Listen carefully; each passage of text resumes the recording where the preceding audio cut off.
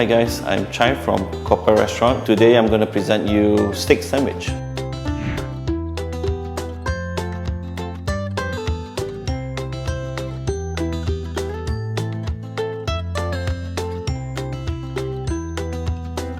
So like all steaks, I will always season them first.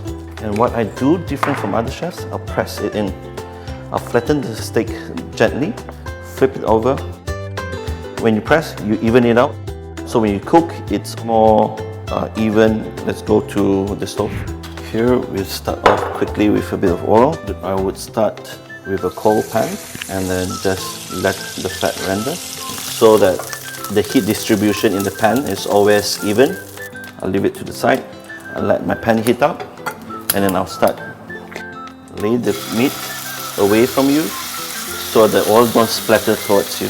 Let it sear about 20 seconds to 30 seconds each side, and I'm going to leave this rare to medium rare. Alright, so we take it out to rest. So for the next one, we'll make a pecorino romano cheese crepes. From here, we just let the cheese melt and let it caramelize, and from there on I'll pull it aside.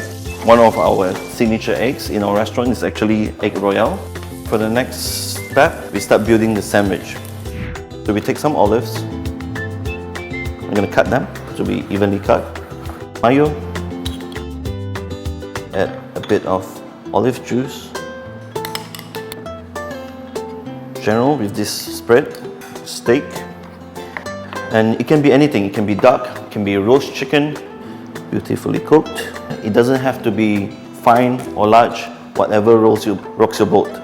This is the mixed cheese of Gouda and mozzarella. Stir it up.